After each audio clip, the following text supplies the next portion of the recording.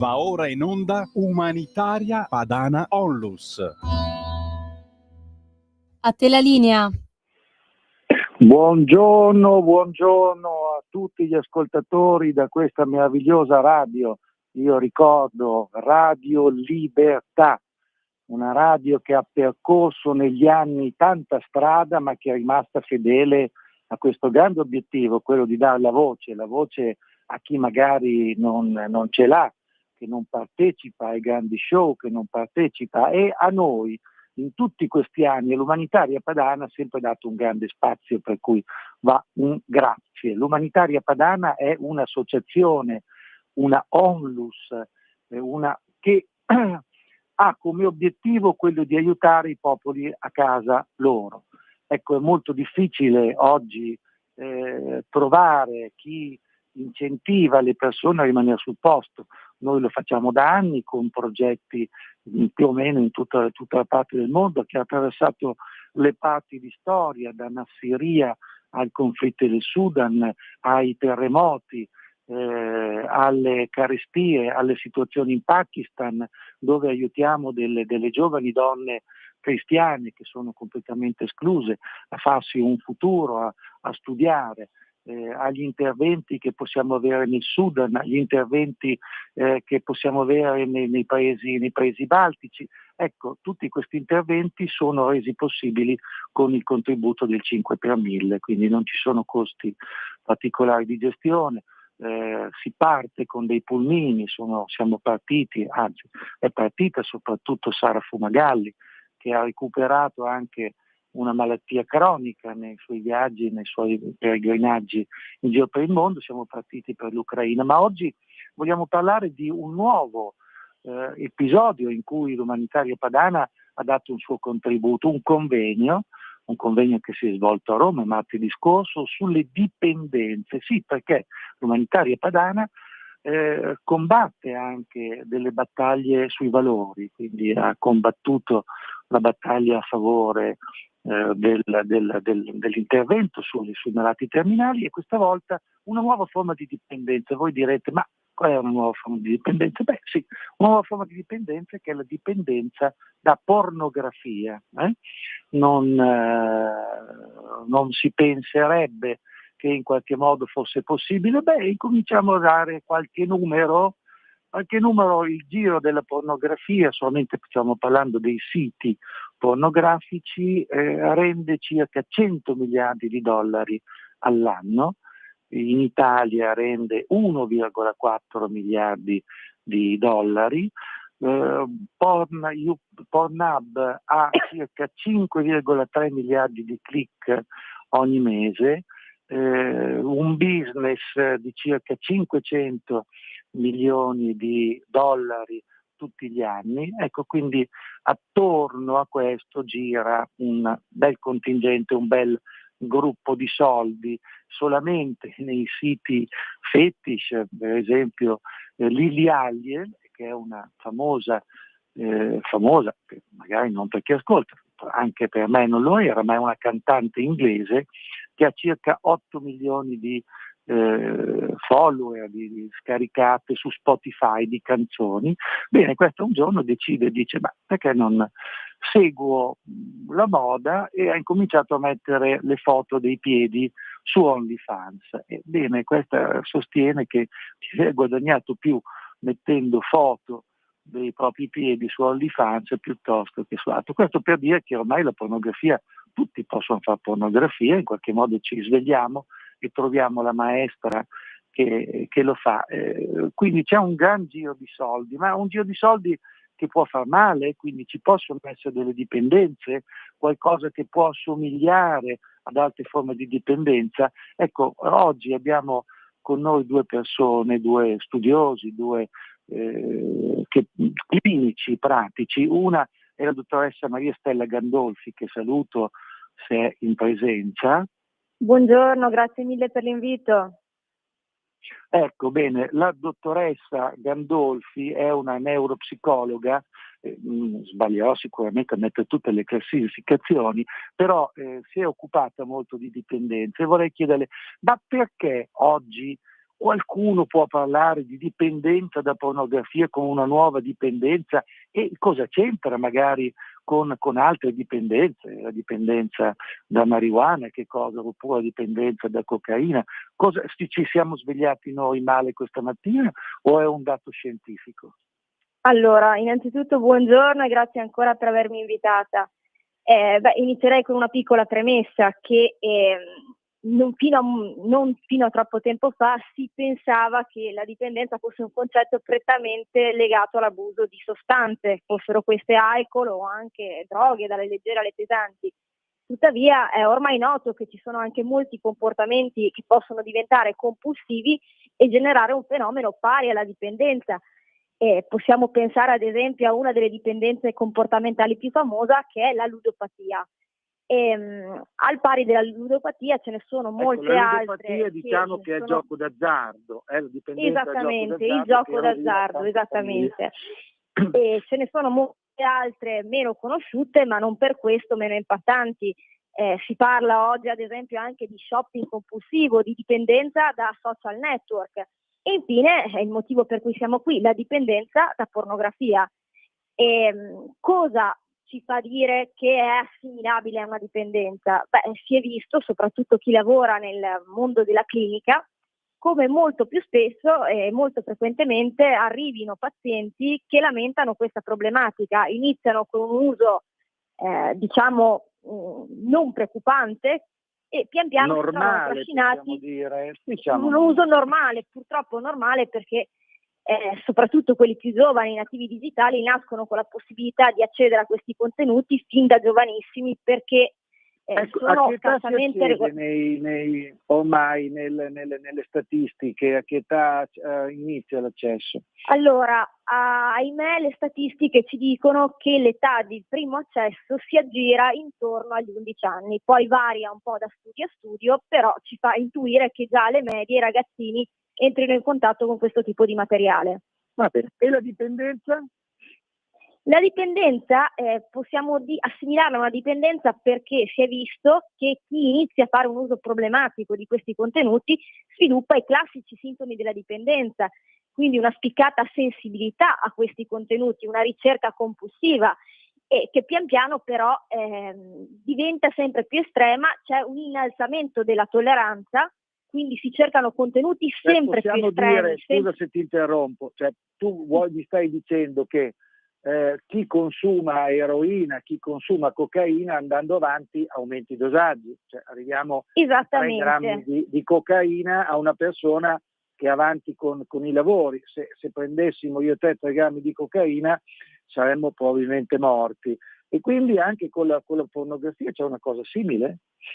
C'è una cosa simile perché per ottenere i livelli iniziali di eccitazione è necessario cercare stimolazioni sempre più impattanti. Cosa vuol dire più impattanti? Che si cercano contenuti diversi e spesso si va verso generi più estremi, più violenti, perché la pornografia di oggi, è bene ricordarlo, è estremamente violenta, specialmente nei confronti della donna, e si è visto che andando avanti e portando all'estremo questo fenomeno si può avere anche un cambiamento, diciamo, nelle tendenze e nei gusti sessuali, iniziando con cose magari molto una sessualità tipica, quindi atti sessuali tipici, si finisce per andare a osservare cose più estreme, anche aberranti. Quindi alcuni studi hanno sottolineato come tanto è minore l'età di primo accesso a contenuti pornografici, tanto è più probabile la possibilità di sviluppare tendenze sessuali anche aberranti come la pedofilia e la zoofilia.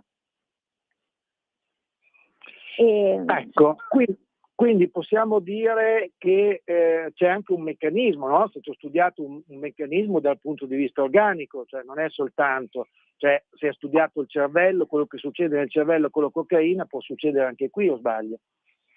Allora, chiaramente una sostanza, anche grazie proprio alla sua composizione chimica, produce determinate alterazioni, però in generale le dipendenze si è visto causino uno squilibrio a livello dopaminergico. La dopamina, se vogliamo ricordarlo agli ascoltatori, lei lo sa meglio di me, è il neurotrasmettitore un po' legato alla gratificazione, alla ricerca di ricompensa, Quindi una produzione sballata di questo neurotrasmettitore inevitabilmente può comportare anche delle modifiche strutturali a livello cerebrale.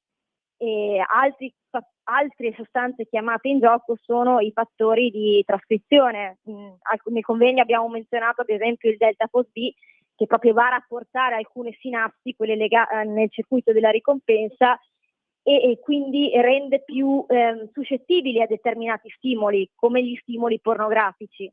Quindi abbiamo da una parte un impatto sociale della pornografia, quindi una sessualità che viene deviata, una sessualità che diviene irrealistica, diciamo che crea delle aspettative irrealistiche riguardo anche al rapporto uomo e donna e all'intimità. Ecco, e dall'altro cosa cambia? Scusa, ti interrompo, perché hai citato una parte importante, cioè un dipendente da pornografia, poi come fa a vivere nella vita, come vive la vita affettiva, la vita di coppia, la vita di relazione? È stato studiato? Allora, chiaramente è una materia che è ancora in espansione, quindi ci sono studi che stanno portando alla luce fenomeni quali ad esempio la disfunzione erettile, che può essere legata a un consumo eccessivo di pornografia, e quindi se una persona si abitua a determinati stimoli che vede online, dopo non riesce più magari a trovare gratificante allo stesso modo la sessualità reale, nella vita reale con una partner. E un altro problema è l'anorgasmia, quindi l'incapacità di... Questo, È un bel problema. È un bel problema e spesso si va magari, ho letto delle interviste o anche sui forum, alcune persone che hanno questa problematica vanno dall'andrologo e l'andrologo non arriva subito a capire che magari è un problema che si verifica solo con la compagna, però tutta la funzionalità è preservata quando si è da soli davanti a un computer, quindi non è neanche un problema andrologico, è un problema psicologico. La credenza comune che l'uso di pornografia possa poi aiutare a fare gran bella figura e prestazioni, nel caso della dipendenza diciamo che è la cosa contraria. È una cosa interessante. Io credo che sia questa l'ipotesi più probabile, avvalorata anche da numerose testimonianze. Poi ovviamente ogni soggetto è a sé, però direi che sarebbe buona prassi cercare di regolarsi nell'uso di questi contenuti e quantomeno capire che ci possono essere delle conseguenze avverse. Ognuno poi è libero di fare quello che vuole. Io ad esempio sono una tabagista, ma sui pacchetti c'è scritto quali sono le conseguenze in cui posso incorrere.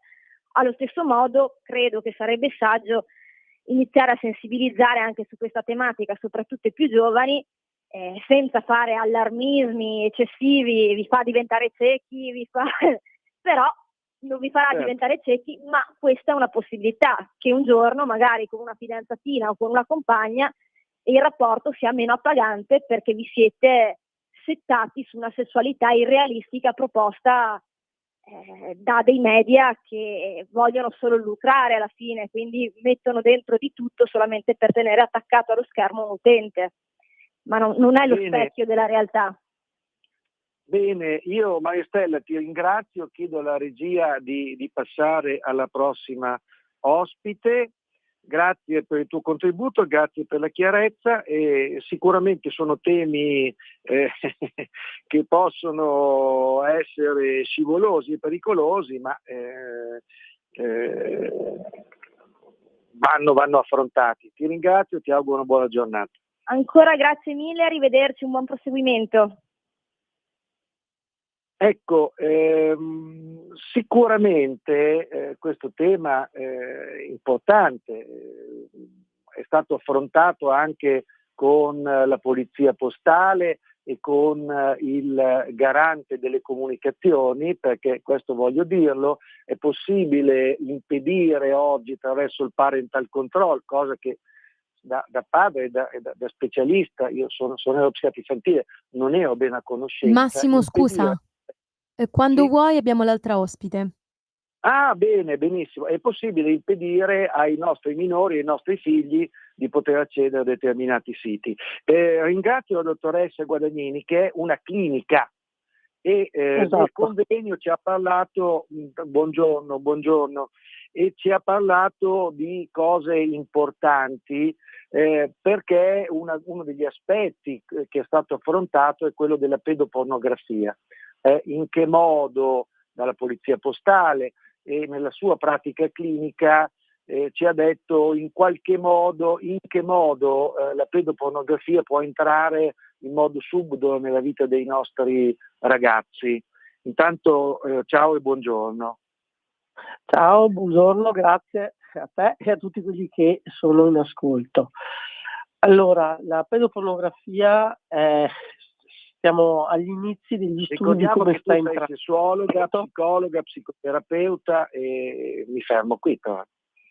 Sì, no, va bene così. Intanto sì. Allora, il problema della pedopornografia è molto diffuso e soprattutto poco conosciuto dai genitori o dagli adulti in generale, nel senso che raggiungono questi sex offender, questi pedofili, i nostri minori attraverso le chat dei videogiochi, attraverso i videogiochi stessi e le pubblicità che ci sono all'interno di alcuni minigiochi anche da telefono e purtroppo io vorrei sottolineare questo. Allora, ci sono degli orchi, io li considero orchi, è un po' semplificativo perché orchi li, in qualche modo giustifica, li fa sentire diversi da noi, mentre invece molto sono persone, sono uomini che entrano quindi nei giochi dei bambini, quindi nei collegamenti delle varie Xbox oppure sul telefono? Esattamente. In che modo? E magari sotto le mentite spoglie di un gioco che non ha niente a che fare con la sessualità, perché ovviamente i genitori magari se ne accorgerebbero, poi man mano che il bambino gioca e questi giochi sono gratuiti, si trova delle pubblicità e le pubblicità portano veramente messaggi che sono altamente poco educativi, specie rispetto alla pedofilia e rispetto anche alla violenza verso le donne. Idem nelle chat di videogiochi, perché non so, per andare avanti nel gioco magari qualche bambino non sa cosa fare, chiede consiglio, arriva l'orco della situazione, gli propone: guarda, io ti do il consiglio giusto, anzi ti do degli oggetti, degli strumenti all'interno del gioco ti possono far avanzare senza problemi, tu cosa mi dai? Purtroppo con la polizia postale quotidianamente ci troviamo davanti a queste situazioni. Altro sono alcuni social come Signal. Quali sono questi giochi? Tu l'altro giorno ci hai fatto vedere dei giochi che uno dice, ma sì, c'è il gioco Mario Kart, ecco, non era proprio Mario Kart, perché non si può rendere adesso per telefono, però prova a descriverci il gioco che ci hai fatto vedere. Sono dei giochi dove semplicemente tu devi accostare pedine dello stesso colore per fare tris o ambo e così diciamo vai avanti al passo successivo. Oppure sono dei giochi dove tu trucchi un viso, una ragazza, oppure sono dei giochi dove tu vesti dei ragazzi e delle ragazze per una sfilata di moda, cioè molto molto innocenti all'apparenza, anche dei giochi di cucina. Per cui è veramente strabiliante e non riesco a capire come mai da un gioco così vengano poi passati certi messaggi. Probabilmente c'è un giro di denaro, come giustamente hai sottolineato tu al convegno, che fa sottintendere che c'è un mercato che richiede questo.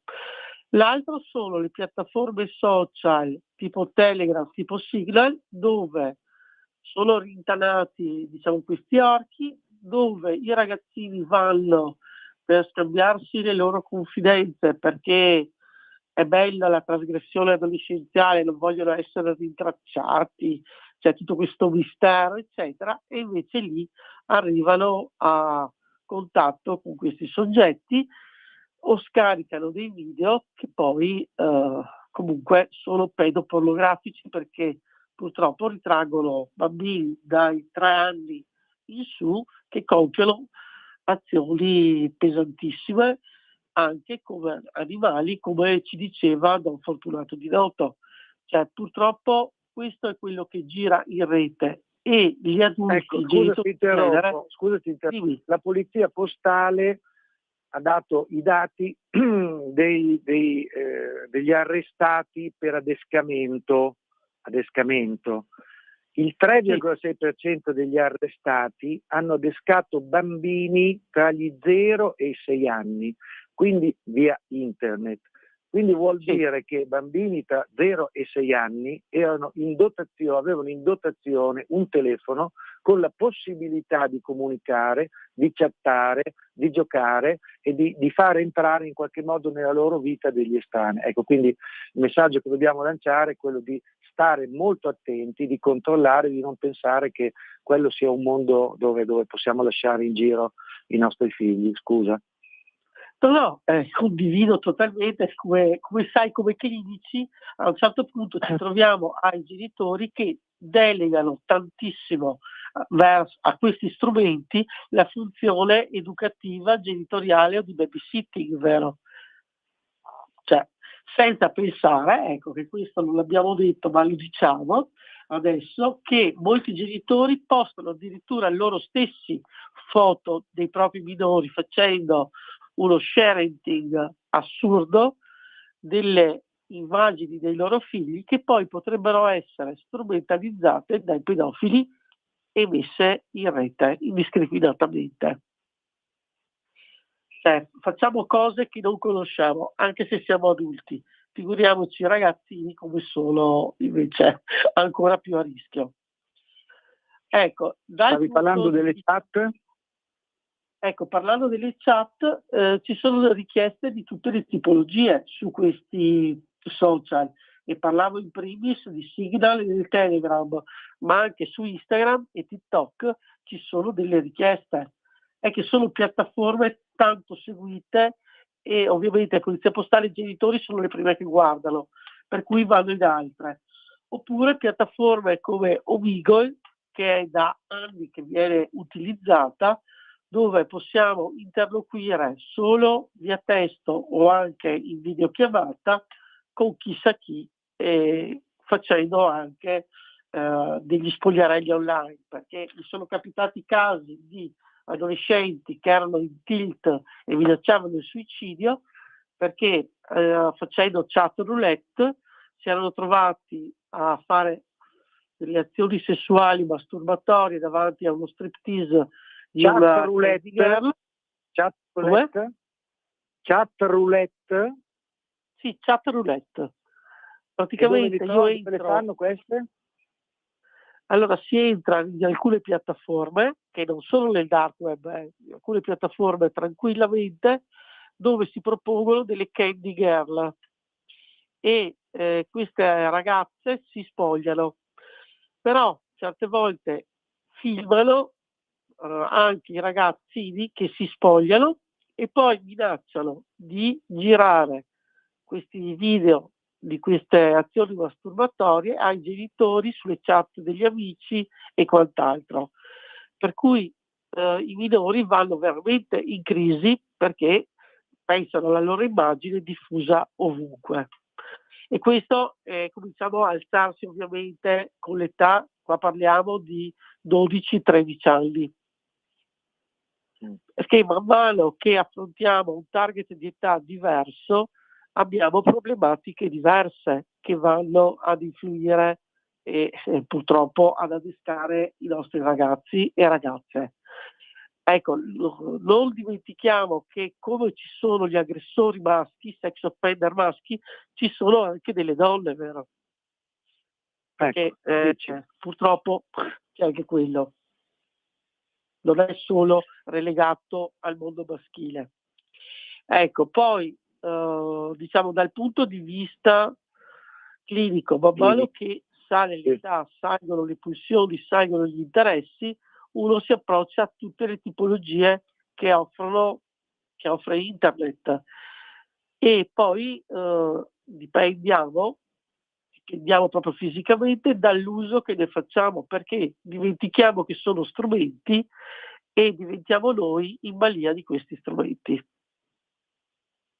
Sì, quindi non vengono più usati, ma sei usato. Tu nella tua pratica clinica hai trovato persone che hanno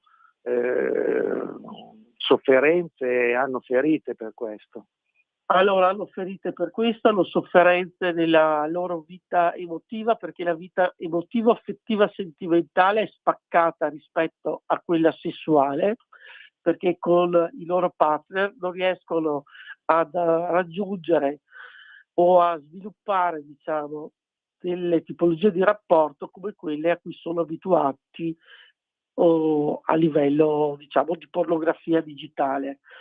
Anche perché quando un soggetto fa tanta pornografia digitale, poi perde il contatto con la realtà pornografica, con la realtà anche della fisicità sessuale, perché molti dei modelli che sono proposti hanno misure o prestazioni che poi nella realtà non troviamo.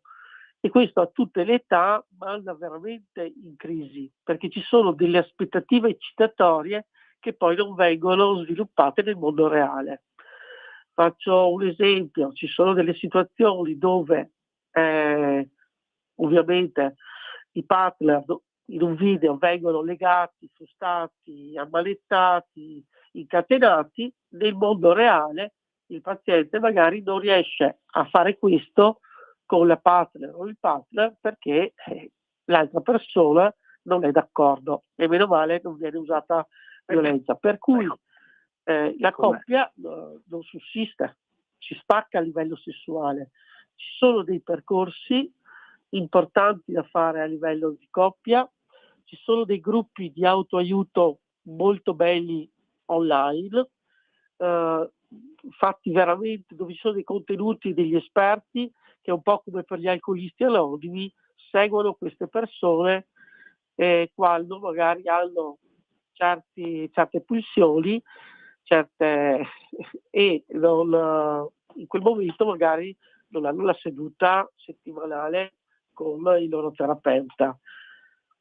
Cioè, questo è perché a livello poi della realtà nessuno dice io sono dipendente dalla pornografia, è un qualcosa che viene vissuto in modo molto riservato e molto autonomo.